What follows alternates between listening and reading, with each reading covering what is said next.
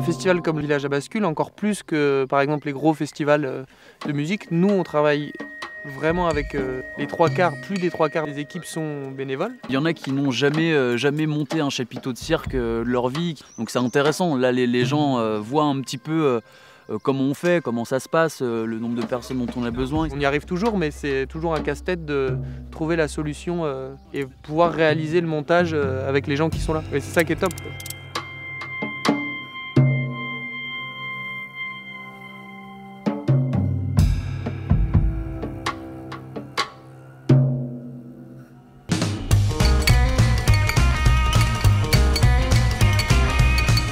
Quand on arrive sur un terrain qui est complètement nu et qui n'a pas d'installation, on part vraiment de rien. Et c'est là que c'est intéressant, c'est-à-dire qu'il y a tout à construire, tout à réfléchir. On fait un plan d'implantation, voir où on peut placer telle ou telle chose, voir ce qui est le plus adapté en fait. On peut très bien avoir tout pensé, tout réfléchi.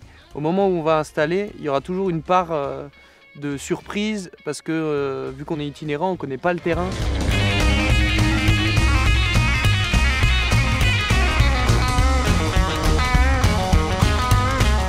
Après, l'avantage là de cette édition, c'est qu'on est arrivé dans un village de 120 habitants et c'est incroyable les ressources qu'il y a dans ce village-là en fait.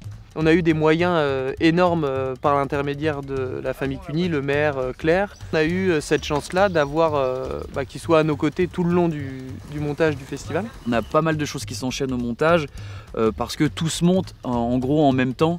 Sur les grosses infrastructures, il y a 3 chapiteaux, un chapiteau bar, un chapiteau spectacle, un chapiteau concert. Pour les bénévoles, on garde un timing sur la journée.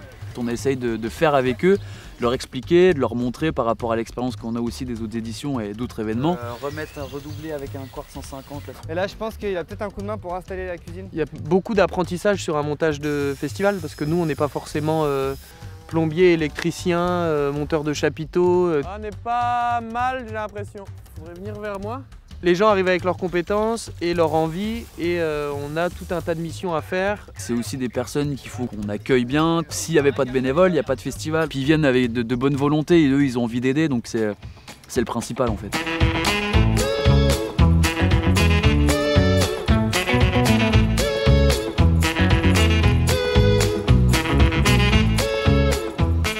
Il y a le facteur météo qui rentre en compte, où ça peut nous bouleverser totalement le festival. On regarde constamment la météo, après selon les sites ça change. Le seul moyen qu'on a pour anticiper la météo, c'est de prévoir des solutions B pour les spectacles. Et après on a des contraintes, voilà. Si on se rend compte qu'il va pleuvoir, il y a des spectacles qu'on ne peut pas replier, il y a des choses qu'on ne peut pas bouger, qui doivent vraiment jouer en extérieur parce qu'il y a le décor. On a un peu la pression forcément, on attend à avoir du monde ou pas. Le vendredi c'est une grosse journée parce qu'on fait toutes les finitions et on ouvre les portes.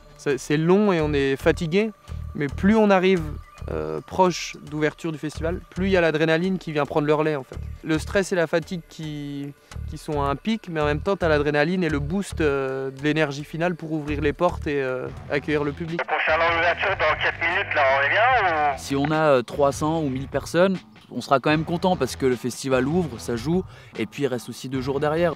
Ok, attendez encore un peu. Le festival va bientôt commencer avec l'ensemble du Chap Spectacle. On voulait à tous vous souhaiter un très bon festival. Bisous à tous.